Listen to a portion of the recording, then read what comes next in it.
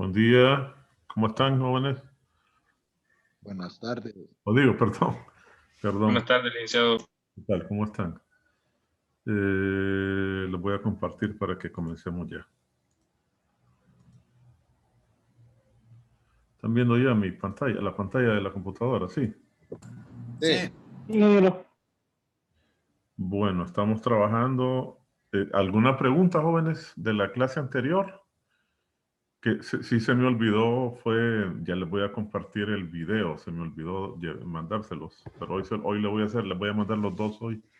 Se me olvidó, discúlpenme. Trabajamos en el sistema masa-resorte, ¿verdad? En la definición de oscilador armónico simple. Y esa definición, vamos a ver si la definimos rápidamente, dice o especifica que si un sistema tiene movimiento armónico simple, es decir, si es un oscilador armónico simple, su posición se puede describir de esta manera, como una amplitud por el coseno de una frecuencia angular por el tiempo más un ángulo de fase. Su derivada nos da la velocidad y su segunda derivada nos da la aceleración. Y entonces, la frecuencia angular se relaciona con la frecuencia y con el periodo de esta manera. ¿Ok? Esencialmente lo que vamos a notar es que esos osciladores están caracterizados por esta ecuación. Su posición, que tanto puede ser un ángulo como una distancia lineal, puede ser una distancia angular o una distancia lineal, se puede describir justamente así. Se tiene que describir justamente de esta manera. La segunda derivada de su variable de posición más una constante que es denominada omega 0 cuadrado por su posición igual a 0. Esa esencialmente es la definición, ¿verdad? Y entonces decíamos que eh, hay varias formas mediante las cuales un sistema puede oscilar, básicamente tres.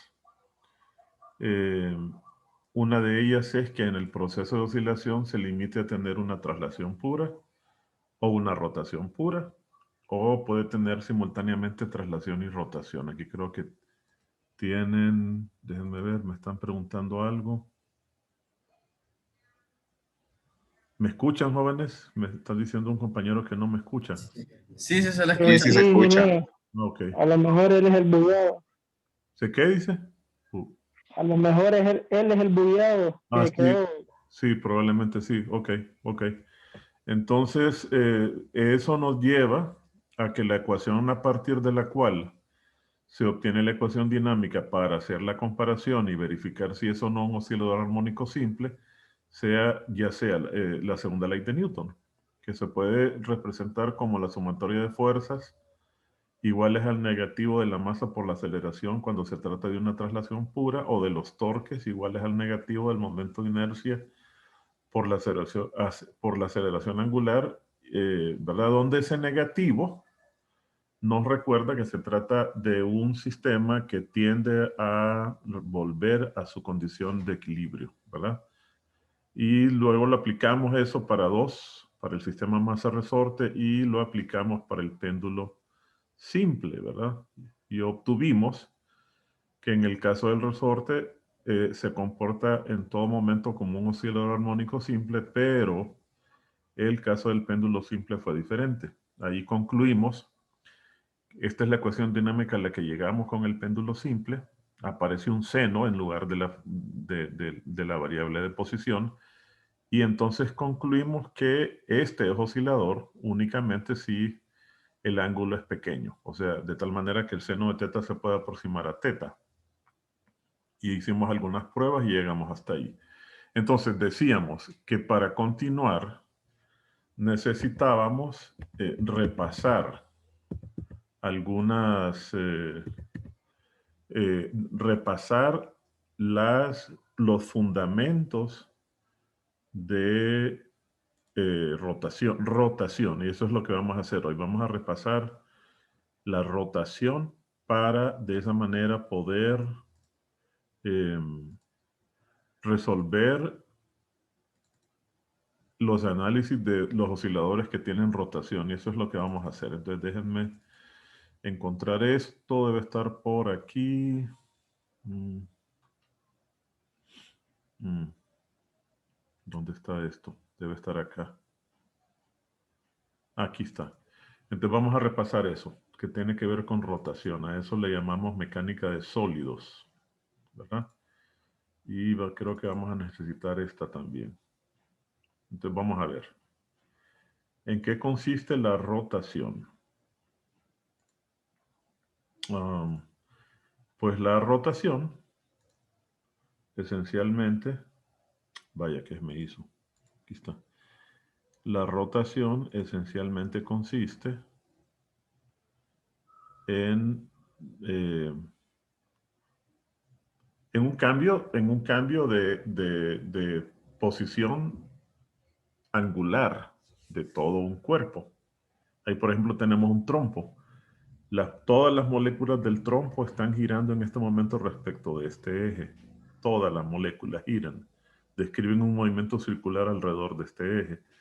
Entonces decimos que el objeto está rotando. Puede ser que el eje también cambie de posición. Y es cuando tenemos entonces otro tipo de movimiento. Por ejemplo, el trompo presenta una característica interesante, que es un movimiento mucho más complicado, y es que queda fijo un punto, el punto donde está la punta del trompo, y todo él manifiesta un movimiento así. Es decir, ese movimiento se llama precesión, y lo tiene la Tierra. La Tierra tiene ese movimiento de su eje extremadamente lento, ¿verdad? El eje de la Tierra rota, así como lo hace el trompo. O sea, el eje de la Tierra manifiesta un movimiento así, igual que el trompo, ¿verdad? Este eje se mueve, pero se tarda miles de años en hacer ese movimiento. Pero efectivamente tiene ese movimiento de precesión, que es uno de los más complicados, ¿verdad? Eso no lo vamos a estudiar, ustedes lo van a estudiar los que estudian física. ¿Cuántos de ustedes estudian física? ¿Cuántos de ustedes son estudiantes de física? ¿Hay alguno por ahí de física? ¿No? Pues los estudiantes de física llevan un par de cursos de ese tipo de mecánica, y ahí se abordan. Vamos entonces, fíjense bien, para poder entender los fundamentos de la rotación, vamos a suponer que tenemos un cierto número de partículas, cada una con su masa, que todas ellas asociadas, así como las yemas de sus dedos. Cuando usted gira la mano, usted tiene extendidas los dedos y gira la mano, entonces las yemas de los dedos giran simultáneamente. Los dedos son de diferente longitud, por lo tanto las yemas giran alrededor del centro de la mano a diferentes distancias. Así como acá, tenemos diferentes masas, cada una de esas masas gira, de tal manera que cuando una de ellas da la vuelta, cuando la mano da una vuelta completa, todas las yemas de los dedos dan una vuelta completa. Entonces lo mismo tenemos acá. Imaginémonos un sistema de ese tipo, así como el sistema solar, algo por el estilo. Cada uno de ellos describe un círculo alrededor del mismo eje. En este caso sería el Sol, ¿verdad?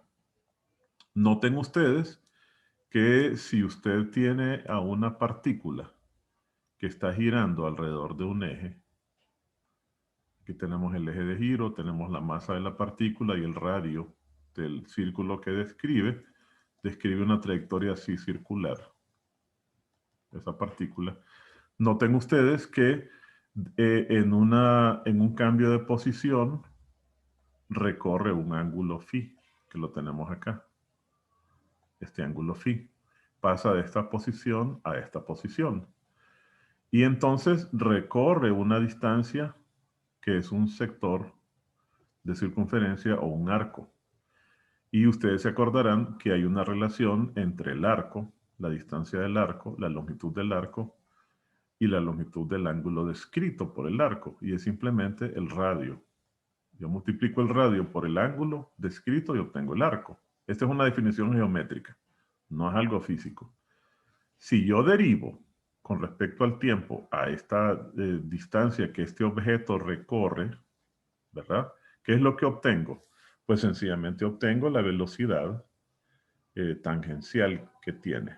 Voy a encontrarme entonces que la velocidad tangencial con la que se está moviendo, esta velocidad de acá, v, se puede obtener simplemente derivando su distancia, la distancia del arco con respecto al tiempo, eso me da su velocidad tangencial, y como el radio es constante, la derivada se aplica al ángulo.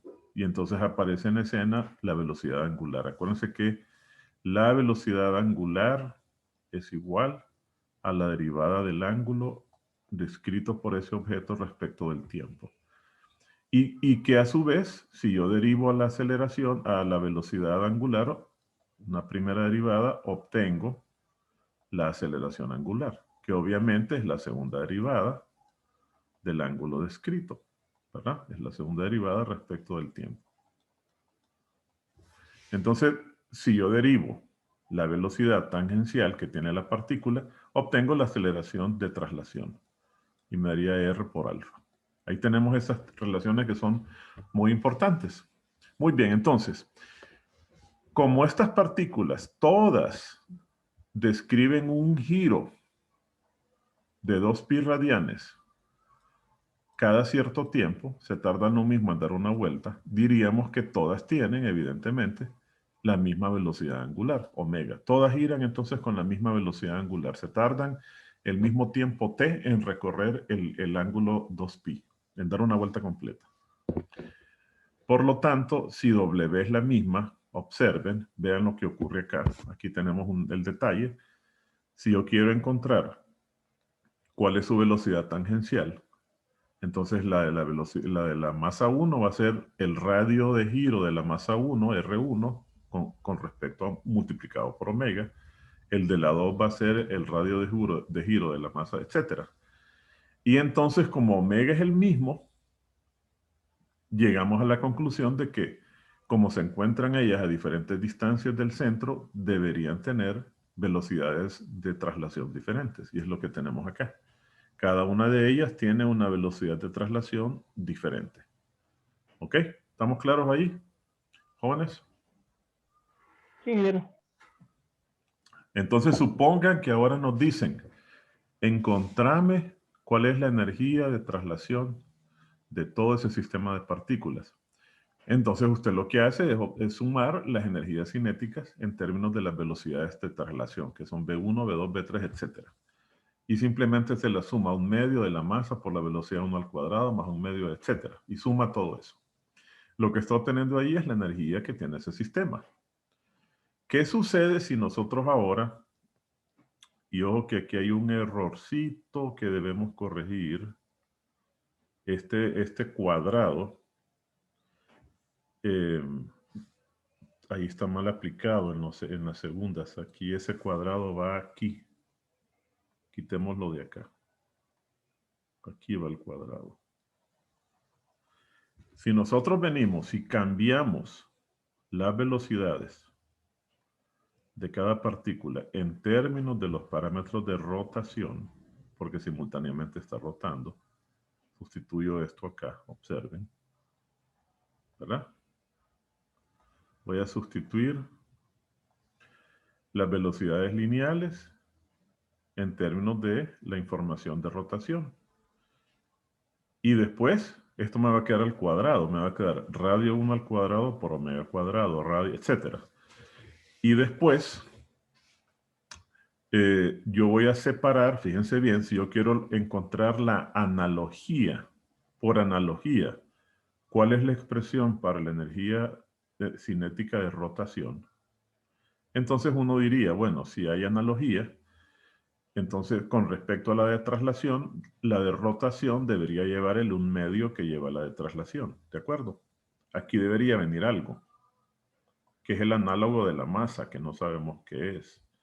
Pero al final, si hay analogía, debería ser que aquí yo tenga el cuadrado de la velocidad de rotación, que es omega. Y eso es lo que hacemos. Sustituimos estos valores acá y los asociamos de tal manera que aparezca el 1/2 y el omega cuadrado.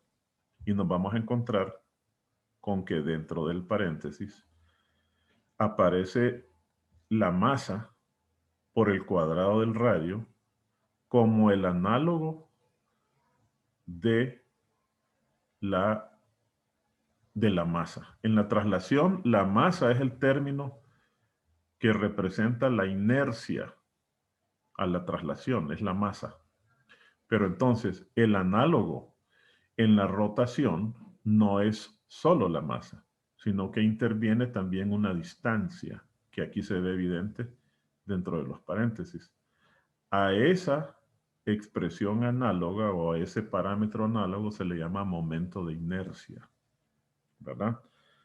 Vamos a ver si nos explicamos. Vamos a abstraernos un poquito y vamos a pensar qué es el significado de esto que nos están dando. Entonces, fíjense bien.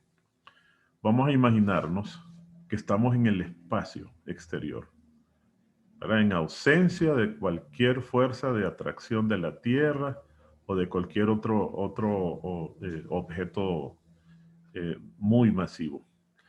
Y entonces imagínense que usted se encuentra en una gran nave espacial, que la voy a dibujar acá. Imaginemos que usted está en una gran nave espacial, así como el transbordador, pero muy, muy grande, ¿verdad?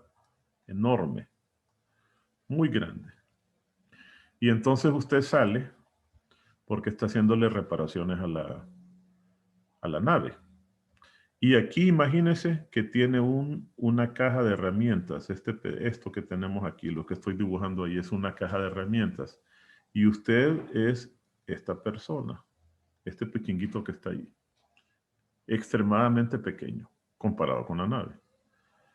Y entonces usted quiere empujar esa caja de herramientas, la quiere trasladar, la tiene primero frente a usted y la quiere trasladar en esta dirección, ¿verdad? Quiere alejarla de la nave. Imaginémonos que no es una caja de herramientas, sino que es un trozo de algún objeto que usted quiere alejar de la nave. ¿Ok? Entonces, ¿qué cosa sería? Usted viene y se apoya de espaldas a la nave, le va a servir de soporte y va a ejercer una fuerza sobre la masa. ¿Qué cosa sería lo único que haría que ese empuje que usted hace fuese mayor o menor? O sea, yo quiero alejar a la masa, a esta masa de aquí, ¿verdad? Para empujarla, ¿qué haría difícil que yo la lograra trasladar? ¿Qué sería lo único que se opondría a que ese trabajo de traslación de esa masa sea mayor o menor o menos difícil? ¿Qué podría ser? Vayan pensando, ¿qué podría ser lo único que se opondría?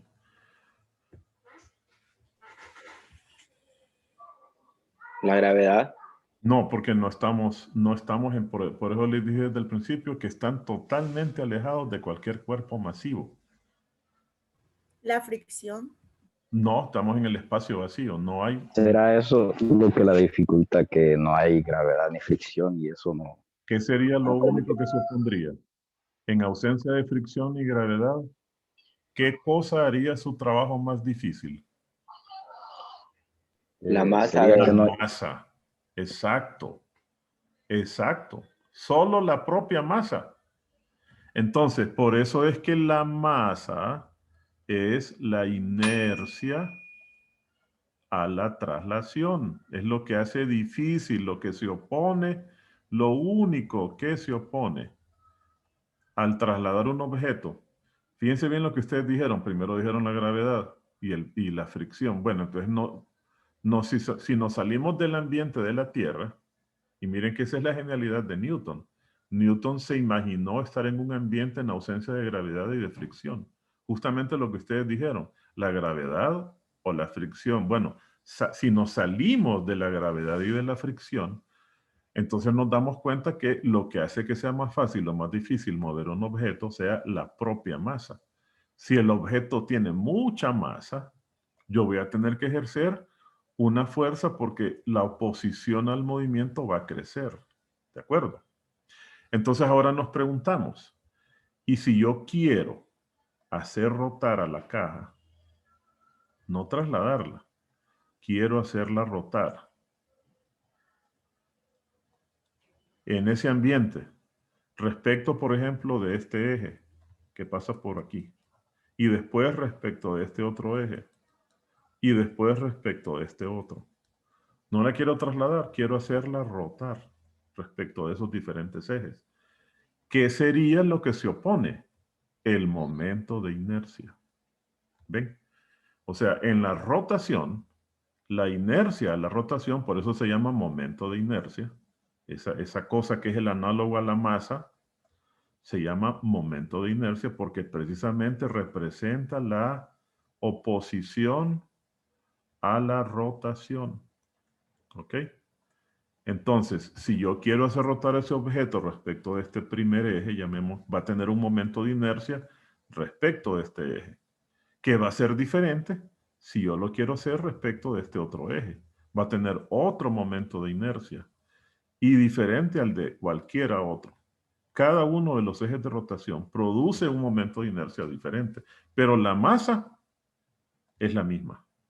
Entonces, ¿ven la diferencia? La rotación es más complicada, porque a pesar de ser la misma masa, las dificultades respecto de los diferentes ejes son diferentes. No son las mismas. Entonces tenemos que aprender a calcular el momento de inercia de los cuerpos. ¿Ok? Y ya vimos el primer caso. ¿Cuál es el momento de inercia? Entonces, de un cuerpo, cuando ese cuerpo es una partícula. Entonces aquí lo tenemos. Déjenme ver. Si yo tengo a una partícula nada más, fíjense bien. Aquí hay un error, acuérdense. Lo voy a corregir aquí para que no haya confusión. Que les quede corregido en el video. Si yo tengo una partícula girando en un círculo de radio R1, su momento de inercia se va a calcular como la masa por el cuadrado del radio. Ahí tenemos el caso más sencillo de todos. Una partícula puntual de masa m que gira alrededor de un círculo de radio R. Si yo tengo un sistema de partículas, entonces voy a sumar los momentos de inercia. Fíjense bien que si yo saco factor común aquí un medio, siendo que omega también es el mismo, y saco factor común omega cuadrado de esa sumatoria del sistema de partículas, lo que obtengo es una sumatoria. Esto va a multiplicar a una sumatoria de las masas de cada partícula por el cuadrado de radio de la partícula, desde la primera partícula hasta la enésima partícula que forma al sistema. Es decir, que sería un medio de la sumatoria de los momentos de inercia de cada partícula por el cuadrado de la velocidad angular. Eso nos daría la energía de rotación. Entonces aquí tenemos un segundo caso de cálculo de partícula. Cuando yo tengo un sistema de partículas, simplemente el momento de inercia total es la suma de todos los movimientos de inercia de cada partícula. Y uno los puede generalizar. Ya vamos a hacer, eventualmente vamos a hacer ejercicios de esos. Yo podría tener un cuerpo sólido formado, por ejemplo, por una varilla y una esfera, y entonces el momento de inercia de la varilla va a tener un valor y el momento de inercia de la esfera va a tener otro valor. Y entonces, si yo quiero que todo eso gire respecto de un eje que pasa por acá, por ejemplo, quiero girar todo eso respecto de esa periferia, el momento de inercia va a ser la suma de los momentos de inercia que va a tener ese cuerpo sólido respecto de las partes de ese cuerpo sólido respecto de ese eje 0 o de ese eje de giro 0. ¿Ok? Y entonces aquí es donde viene el tercer caso. Si lo que tenemos es no un sistema de partículas, sino que tenemos un cuerpo sólido, un sistema de partículas tan grande que lo que tenemos en realidad es un cuerpo sólido, entonces tendríamos que calcular ese cuerpo sólido de alguna manera. Entonces vamos a ver cómo se hace. Ya tienen los dos cálculos, miren. El de una partícula es cualquiera de estos términos. El de un sistema de partículas es esta suma.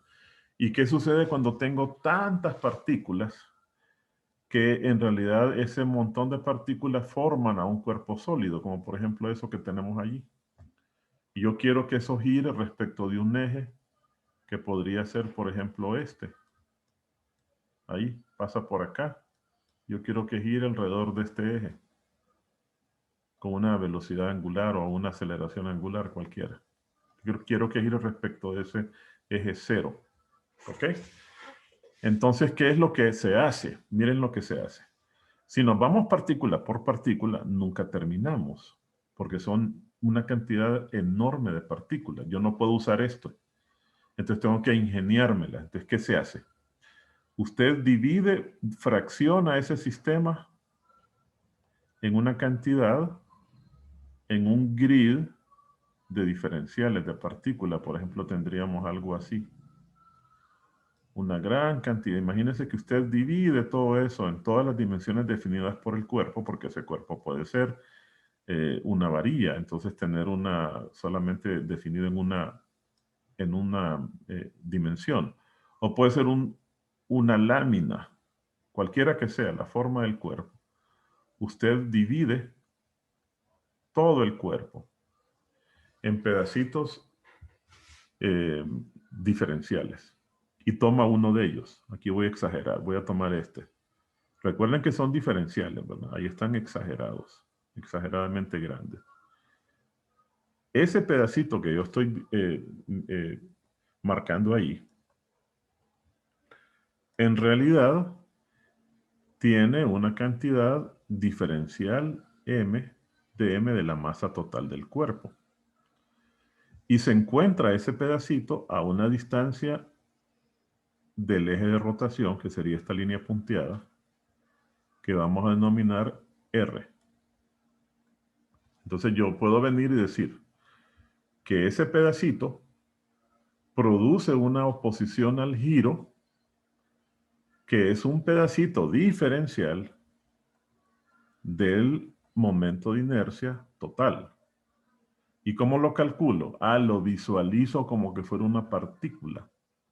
Y entonces aplico la forma de calcular el momento de inercia de una partícula, solo que esta partícula tiene una masa que es de m, y la multiplico por esa distancia al cuadrado. ¿Qué voy a hacer después? Me voy a mover en todos los diferenciales y voy a sumarlo, solo que entonces la suma, ya saben ustedes, que cuando usted suma diferenciales lo que consigue es una integral. Entonces esa es la definición que tenemos. Miren, aquí está. Tendríamos que usar esa definición para hacer el cálculo de momentos de inercia de cuerpos sólidos regulares. Solo vamos a ver nosotros cuerpos sólidos regulares. ¿Qué son cuerpos sólidos regulares? Pues los cuerpos sólidos regulares son cuerpos como estos. Estos son esos cuerpos que tenemos allí. Por ejemplo, una varilla que tiene dimensiones despreciables, se la puede considerar como únicamente en una dimensión, o una lámina de algún objeto que tenga largo y ancho, un objeto de forma rectangular, o un cilindro, que puede ser un cilindro con un hueco en el centro, o puede ser un cilindro sólido, o un cilindro tan delgado que yo puedo suponer que solo tiene un radio, o una esfera hueca, etcétera, ¿verdad? A eso es a lo que denominamos sólidos regulares. Esta tabla, ¿la habían visto antes, esta tabla? ¿Tienen? Sí, en física sí. Exacto. Esta es la tabla 9.1, el capítulo 9 de su libro de texto es la tabla 9.1. Es justamente la tabla del texto, ¿verdad? Entonces, ¿qué sucede si yo quisiera, fíjense bien, yo, por ejemplo, si yo quisiera encontrar el momento de inercia de un objeto, pero en la tabla solo tengo, por ejemplo, el momento de inercia que pasa por el centro de masa. Acuérdense que en el caso de los cuerpos regulares, el centro de masa es justo la mitad el centro de todos los cuerpos. Le llaman también en algunos casos centro de gravedad, ¿verdad? En este caso, observen que este pasa por el centro del cuerpo. Para los cuerpos regulares, acuérdense que el centro de masa está justo a la mitad de ellos. Este no está en el centro de masa, este sí está en el centro de masa, pasa por el centro del cuerpo. Este también, ¿verdad? El momento de inercia aquí sería el momento de inercia respecto al centro de masa de ese cuerpo. Y aquí también. Esto que tengo yo ahí sería el momento de inercia respecto del centro de masa. Este no, este sí, y así sucesivamente. Pero imagínense que nos piden lo siguiente. Supónganse que nos piden que calculemos el momento de inercia respecto de un eje que justo pasa por acá. Miren, por acá, ¿ven? ¿Ven? Por una de las esquinas. Lastimosamente no puedo dibujar líneas verticales. ¿Verdad? Me dicen, ¿cuál es el momento de inercia de ese cuerpo que pasa justo por esa esquina? Y no lo tenemos ni en la tabla. Entonces, ¿alguien se acuerda qué se hace en esos casos? Claro, uno puede ir a la integral, ¿verdad? Pero hay una forma más fácil de calcularlo sin que tengamos que recurrir a la integral. Nadie quiere hacer una integral. ¿Alguien recuerda qué es lo que se hace en esos casos? Cuando tenemos el momento de inercia respecto del centro de masa, pero nosotros queremos el momento de inercia respecto de un eje paralelo al del centro de masa, como aquí. Y si alguien se acuerda cómo se hace o qué se utiliza. Solo me acuerdo que hay un teorema de ejes paralelos. Exactamente. Eso es correcto. Se llama el teorema de ejes paralelos. Aquí lo podemos ver. Fíjense bien que este eje de aquí pasa por una de las esquinas de esa lámina rectangular. Y este momento de inercia pasa por el eje de rotación, por acá. Toca el eje de rotación. Pasa por el centro de masa, perdón. Entonces hay una relación que se llama, como bien lo dice su compañero, se llama el teorema más elegante, algunos le llaman el teorema de Steiner, que fue quien lo descubrió. Un holandés, teorema de Steiner se llama. Es más bonito decirlo así, suena mejor. Entonces dice el teorema lo siguiente, que el momento de inercia de un cuerpo, así como lo estoy planteando, respecto de un eje que no es el del centro de masa, pero que es paralelo al del centro de masa, justo como está aquí, es igual al del centro de masa más la masa del cuerpo, m, por el cuadrado de la distancia que separa los dos ejes, que en este caso sería esta distancia de acá. Miren, aquí hay una distancia que separa los dos ejes. Y a esa distancia genéricamente el teorema de Steiner le llama d. Quiere decir que aquí lo podemos corroborar. Fíjense bien, aquí tenemos la varilla que pasa, este momento de inercia que pasa por el centro de masa y tenemos este que no pasa por el centro de masa. Observen que si yo quiero encontrar a este con el teorema de ejes paralelos, sería igual a este, que es 1 sobre 12 por m L cuadrado más la masa de la varilla, una varilla de masa m, por la distancia. ¿Qué distancia separa estos dos ejes? La mitad de la mitad de su longitud. Vean, el eje es este, ¿ve? Estamos hablando de este eje de acá. Esta distancia que la separa, observen, es L medios. Medio de L. Exacto. Es L medios. Entonces solamente la incluimos en la definición. Nos vamos entonces a calcularla. Más m, nos va a quedar L cuadrado sobre 4, elevándolo al cuadrado. Y si usted saca como un denominador 1 sobre 12 más un cuarto, fíjense bien, 1 entre 12 más un cuarto, el factor común es 12, el común denominador es 12. Entre 12 les da 1. Y 12 entre 4 les da 3, les da 4 entre 12. ¿Cuánto es 4 entre 12? Un tercio.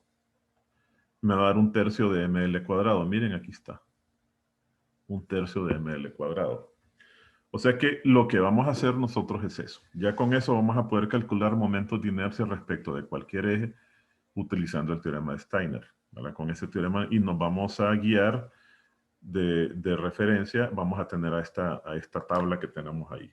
¿Ok? Esa tabla no la tienen que memorizar. Yo se la voy a compartir.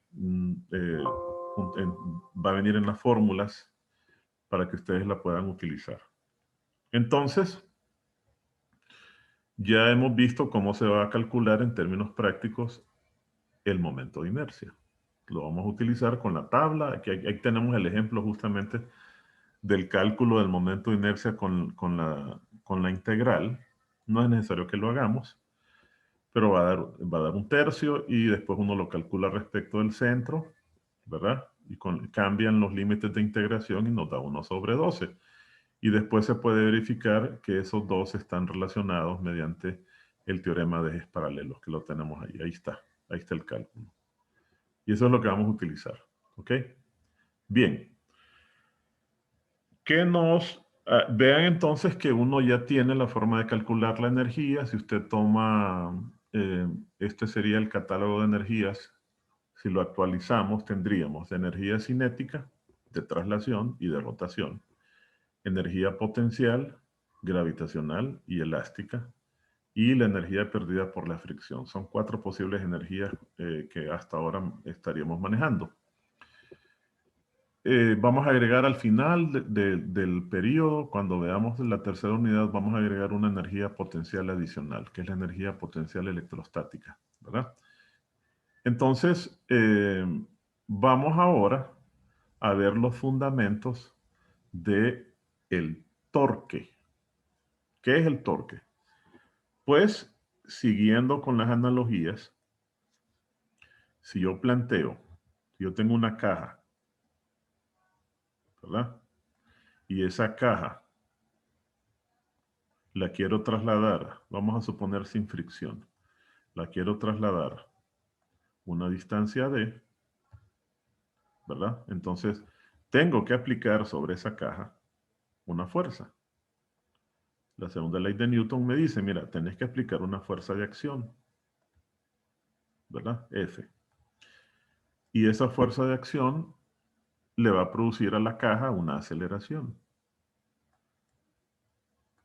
Y entonces la segunda ley de Newton le dice que la aceleración resultante multiplicada por la aceleración, por la masa del cuerpo, da como resultado la fuerza resultante, que viene a ser, valga la redundancia, el resultado del ejercicio de todas las fuerzas de acción que actúan sobre una caja.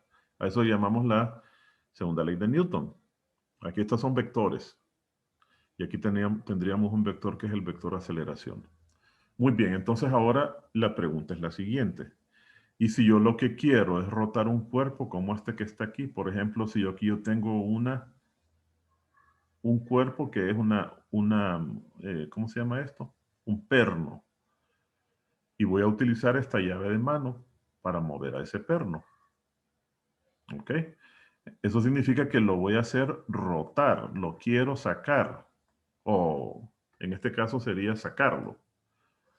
Y entonces tengo que ejercer una fuerza para lograr hacerlo. Entonces, si ese perno se encuentra se encuentra en reposo, no está rotando. Y cuando yo aplique la fuerza, lo saco del reposo y lo hago rotar un ángulo phi, tardándonos un cierto ángulo en que ese ángulo phi se describa, significa que ahora ese cuerpo va a tener una aceleración angular, ¿verdad? Hay una aceleración angular actuando sobre él. De tal manera que, al igual que acá, cuando la fuerza actúa sobre el cuerpo, le produce una aceleración de tal manera que lo logra rotar. Pero respecto de ese eje, que es en este caso este punto, visto en una vista superior, ese objeto va a tener un momento de inercia respecto de ese eje de rotación, llamémoslo 0. Y entonces, el producto, el análogo, miren, el análogo de la masa es el momento de inercia. Perdón. El análogo de la aceleración traslacional es la aceleración angular. Entonces aquí yo debería tener una suma.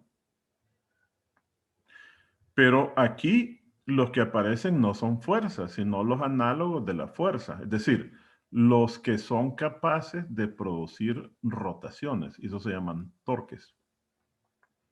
Entonces, para calcular las rotaciones, vamos a ver que para lograr que un objeto rote, vamos a ver qué es lo que se necesita. Fíjense bien, todo eso que está ahí, que ustedes ven ahí, son, imagínense que son los travesaños de las puertas de la habitación en la que ustedes se encuentran. Esta es en una vista superior. Esta es la visualización de la puerta en una vista superior. ¿Ok? Esto que está ahí son las... ¿cómo se llama? ¿Cómo Las se llama? viseras. Las bisagras, correcto. Es el eje de rotación de la puerta, son las bisagras. ¿Verdad? Y entonces ahí por ahí vamos a numerarlas. Más adelante va a aparecer la numeración, pero esta sería A, la voy a numerar ahorita. A, esta sería B, C. Tenemos diferentes casos para poder visualizar las características de la rotación. Y eso vamos a discutir ahora. H y G. F, G. No, G y H es la cosa. G y H. ¿Verdad? Entonces yo les pregunto lo siguiente. Queremos rotar la puerta. Queremos que la puerta abre o cierre. La quiero rotar. ¿Qué necesito para que la puerta rote? Aplicarle una fuerza. Exacto. Si usted no le aplica la fuerza, se puede quedar esperando el resto de su vida y esa puerta nunca va a rotar, ¿verdad? Si de pronto comienza a rotar misteriosamente, corra, ¿verdad? Porque probablemente es una fuerza que usted desconoce, un fantasma, alguna cosa por el estilo. Entonces, consideramos que la fuerza es una condición necesaria para la rotación. Condición necesaria para la rotación. ¿Lo ven? Muy bien, entonces vamos a aplicarle fuerzas a todos los travesaños. Ahí está. Ahí está. Todas tienen fuerza aplicada. ¿Verdad? Dijimos que para rotar tiene que haber fuerza. Entonces les aplicamos fuerza. Ahora observen ustedes los 8 casos. A pesar de haber fuerza, ¿pueden ustedes identificar algunos de ellos que no van a rotar a pesar de haber fuerza aplicada? El D y el F. El E y el F también, ¿verdad? Observen ustedes que en el D, usted puede, si quiere, tómese su tiempo ahorita, vaya hacia la puerta, aplique la fuerza en las bisagras o en esta línea, en este punto, en este extremo de la puerta que está unido a las bisagras y va a notar que por más que empuje, no va a rotar la puerta. Tampoco va a rotar aquí. Por más que jale, ahí está mi hija empujando la puerta, por más que jale, jamás va a rotar la puerta. Lo que pasa es que se la va a llevar consigo. La va a trasladar, pero no la va a rotar. Y tampoco por más que empuje. ¿Lo ven? En cambio, en los otros, ustedes casi con seguridad notarán que la puerta va a rotar. ¿Estamos de acuerdo? Muy bien, ahora. Quiere decir, conclusión, que la fuerza es una condición necesaria, ¿verdad? Pero no es suficiente que haya fuerza. Pero no suficiente. Por más que empuje en algunos casos, no es suficiente con que haya fuerza para garantizar que haya rotación. Entonces vamos a ver qué cosa es lo que hace, aparte de la fuerza, que en algunos casos rote y en otros casos no. Veamos los primeros 3, del A al C. ¿En cuál de esos casos ustedes van a rotar a esa puerta con más facilidad? En el A. En el A, ¿verdad? Y en el B, más fácil que en el C. ¿Están de acuerdo? Entonces notamos que aquí hay una distancia involucrada. Fíjense bien, la voy a dibujar y después va a aparecer con mayor énfasis. La voy a poner en color azul. Esta distancia que está aquí a medida que crece, hace que la puerta gire más rápidamente. Y obviamente, si yo la disminuyo, dificulta más la rotación. ¿Verdad? Es más, si nos vamos a lo que teníamos al inicio, aquí, y a ustedes les piden que remuevan esta tuerca y les dan una llave de tuerca que sea así, ¿verdad? Así, vamos a suponer que estarán de acuerdo conmigo que esta, que es más larga, va a lograr que la tuerca gire mejor. ¿Están de acuerdo? ¿Qué me dicen? Sí, ¿verdad? Sí, Entre sí. entonces quiere decir que, ¿y qué distancia es esa? Ah, pues entonces miren, identifiquemos. Es la línea, aquí identificamos una línea. Fíjense bien. Vamos a ver qué distancia es esa. ¿Verdad? Fíjense bien. Identificamos aquí una línea. ¿Qué línea es esa que he dibujado ahí? A esa línea se le llama la línea de acción de la fuerza. Es la línea sobre la cual se determina la dirección de la fuerza. La fuerza descansa sobre esa línea, es la línea de dirección. Observen que esta línea que he dibujado es la distancia de separación entre el eje de rotación, que son las bisagras, y la línea de acción de la fuerza, y forman 90 grados con ella, miren. Es perpendicular a la línea punteada, que es la línea de acción. Ok, aquí la puedo conseguir, fíjense bien. Esta es la línea de acción de la fuerza, ¿ves? Para estos dos últimos. Fíjense bien. ¿Dónde estaría esa distancia? Ah, es la distancia, decimos, que nos une a esta línea punteada con este eje, pero perpendicular a ella. Entonces observen que la podríamos fácilmente dibujar aquí, miren. ¿Lo ven? Aquí hay 90 grados. Y yo la podría dibujar aquí. ¿Ven? Forma 90 grados con la línea de acción. Entonces, esa distancia, ¿qué sucede en los casos D, E y F? Que no hay ninguna distancia. Miren, en el primer caso, ¿qué distancia separa a la fuerza a la línea de acción de la fuerza del eje de rotación? Ninguna.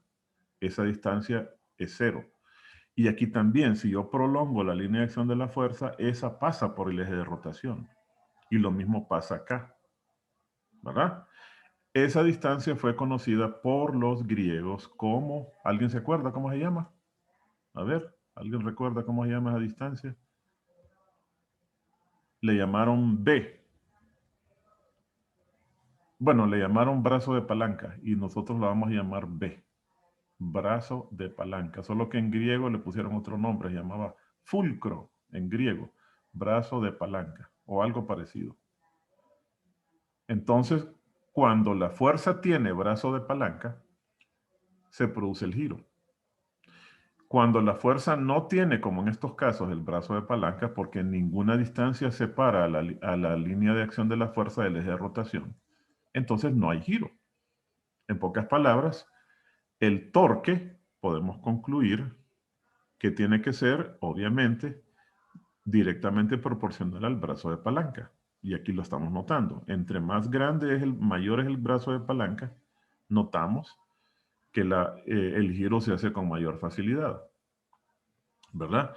Y entonces el brazo de palanca es proporcional al torque, pero el torque también debe ser proporcional a la fuerza, porque si yo aquí empujo con una fuerza de mayor intensidad, este objeto se va a acelerar, va a girar más rápidamente. O sea, se produce un incremento en el torque, que es el responsable del giro. Entonces, en términos prácticos, podemos decir que ahí están los brazos de palanca.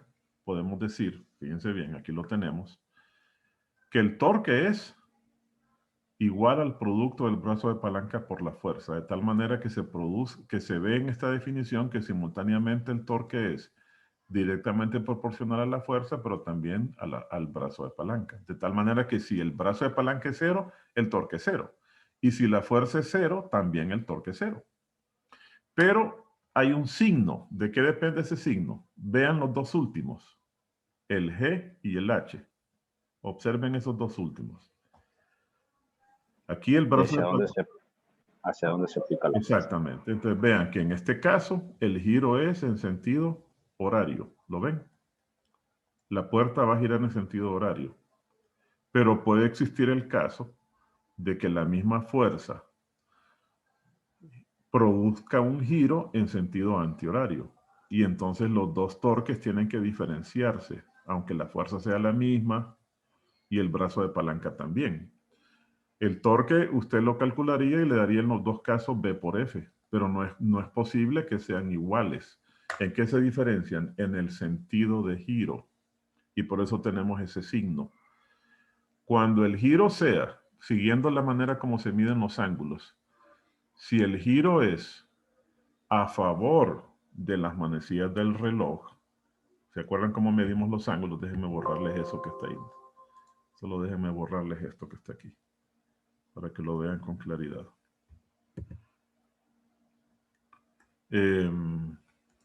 Permítanme. Si el giro es por convención, ¿verdad? Por convención, entonces. Si el giro es en sentido horario, le vamos a poner un signo negativo. Y si es en sentido antihorario, lo vamos a dejar con signo positivo. Eso es por la manera, para recordar la manera como se miden los ángulos. Yo mido los ángulos positivos cuando los mido en sentido antihorario y mido los ángulos negativos cuando los mido en sentido horario. Y entonces ahí tienen ustedes la forma práctica del cálculo del torque. Estos van a ser los torques de acción, porque aquí son las que aparecen son las fuerzas de acción. La fuerza que usted hace empujando una puerta es una fuerza de acción. ¿Ok? Entonces, de esta manera vamos a calcular los torques en términos prácticos. Ahora, la segunda ley de Newton se aplica. Tenemos que visualizar qué significa entonces la naturaleza vectorial del torque, porque la fuerza tiene naturaleza resultante, ¿verdad? Tiene una naturaleza vectorial al estar multiplicada por la aceleración, que es un vector. Y aquí tendríamos nosotros al torque, que es igual al momento de inercia, que no es un vector, multiplicado por alfa. Entonces, alfa tiene que ser un vector para que el torque también lo sea. ¿Y cómo se identifica a ese vector? Entonces, aquí se usa la regla de la mano derecha para entenderlo. Fíjense bien, aquí ustedes tienen un tornillo. Si yo empujo el tornillo y lo giro en este sentido, observen que si yo giro el tornillo en ese sentido, entonces lo que logro es que el tornillo salga. ¿Ven? En cambio, si lo giro en sentido contrario, lo que hago es que el tornillo entre. Entonces, el sentido en el cual se va a mover el tornillo, me está indicando cuál es la naturaleza del sentido y la dirección de ese vector torque, ¿verdad? Eso es donde se ve, donde se puede visualizar a ese vector, ¿verdad? Porque esa cosa gira, no la veo trasladarse, como la aceleración. Entonces, estos son los ingredientes más importantes del giro, no los deben olvidar. Tenemos cómo calcular los torques prácticos, o sea, los torques de acción se van a calcular multiplicando el brazo de palanca, que es la distancia que une a la línea de acción de la fuerza con el eje de rotación, perpendicular a la línea de acción de la fuerza. Se multiplica por la fuerza de acción y se le agrega un signo. Ahí quizás la dificultad sea esta, el cálculo del torque, sea quizás lo complicado porque creo que lo vieron muy a prisa, ¿verdad? Y entonces esto nos da los torques. Entonces, a partir de ahora, mañana, vamos, ya habiendo resuelto eso, ya vamos a ser capaces de aplicar esta ecuación para hacer el análisis de las oscilaciones. Vamos a tener un torque, varias fuerzas actuando sobre un cuerpo. Van a tener ustedes a un cuerpo que oscila alrededor de un eje particular, oscila, ¿verdad? Se mueve en un sentido y en otro, oscila en los dos sentidos, así. Y entonces va a tener un momento de inercia respecto de ese eje, y cero. Ese momento de inercia lo vamos a calcular con el auxilio de las tablas y con el teorema de ejes paralelos. Y aquí va a haber una aceleración angular alrededor de ese eje. ¿Por qué? Porque esto va a oscilar y en el proceso de retorno tiene que detenerse y después volver a oscilar, y así sucesivamente. Entonces, va a haber varias fuerzas. Vamos a tener fuerzas de acción que van a ser las responsables de que ese objeto rote. Si no hay fuerza, no hay rotación. Entonces vamos a poder tener diferentes fuerzas actuando sobre ese cuerpo. Y esas nos van a producir un torque resultante. Cada una de ellas nos podría producir un torque, ¿verdad? Pudiera ser que cada una de ellas produzca un torque. Sumamos esos torques y vamos a obtener esta parte de la ecuación. Y para calcular estos torques que cada una de esas fuerzas produce, vamos a utilizar esta definición que tenemos ahí, ¿verdad? Mañana vamos a ver ya esta aplicación. Ahorita solo repasamos, lo hicimos muy brevemente, lo más importante de la rotación suficiente como para que mañana podamos entender cómo es entonces que se produce, se hace el análisis de la rotación de cuerpos que están oscilando y en el proceso están rotando o están girando. ¿Tienen alguna pregunta? ¿Aló, aló? El dinero. ¿Qué dijo? ¿El dinero qué? ¿Alguien tiene alguna pregunta? No, todo.